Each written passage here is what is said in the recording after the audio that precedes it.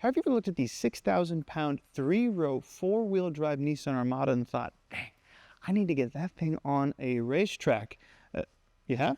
Okay, well please take a look at the new 2026 Nissan Armada NISMO, which means that yes, the badge most commonly associated with Nissan Zs and GTRs can now be found on your buddy's boat hauler.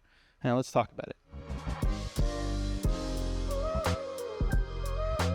And you are certainly going to stand out at that campground because check out the NISMO-specific visual effects package that we've got on this new variant, starting of course with that massive front grille and of course then onto these kind of red accented side skirts here, the swollen fender flares front and rear, all the way around to the back where you've got a very blocky and really aggressive squarish rear bumper. All of this in concert, of course, with a whole full set of NISMO-specific 22-inch wheels wrapped in those new performance tires. Yeah, you are really going to make a statement wherever you go.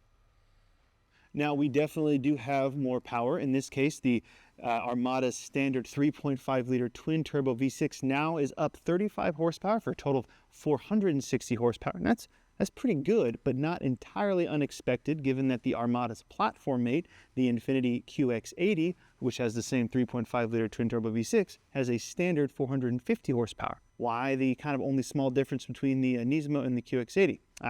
So the base Armada with its 425 horsepower is optimized to accept regular fuel. It doesn't require any premium fuel, whereas the Infiniti does. Okay, that's the key difference. The now with NISMO, with all that extra power and the engine tuning differences, does require premium fuel, and it's got a NISMO-specific exhaust system, kind of with a little few more changes, bumps it above around 10 extra horsepower compared to the QX80 and 35 horsepower compared to the base Armada. Pretty good.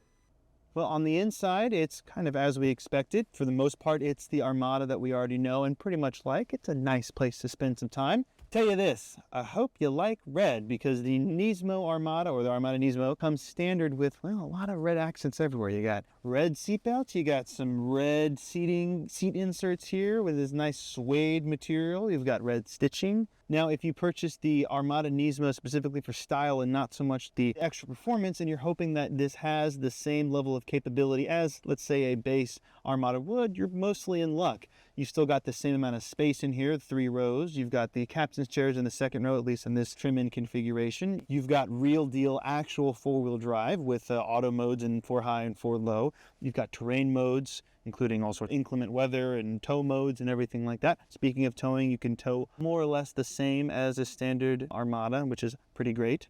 A quick note on QX80 versus Armada. I'm a big fan of the Armada's center console, which incorporates a whole heck of a lot more hard controls than the QX80 does, and that is the same case with the NISMO. And if this is your new Canyon Carver, wow, it has bespoke NISMO tuning for both the steering and the air suspension, and though the brakes appear to be unchanged, the tires are a more aggressive, higher performance all seasons. Now, this all might seem a little bit silly, but other than the ridiculous Cadillac Escalade V and the smaller Dodge Durango Hellcat, this might just be the quickest way to tow a camper trailer up a mountain pass with all your family in the snow. Style is a huge part about what makes NISMO so interesting, but also how the NISMO drives. Can't really tell you much on the latter, as we don't even know how much this thing costs as of this preview, but we're going to learn more about that and more closer to this car's on sale date later in late this summer. And when we do, you can read all about it at Cars.com/news.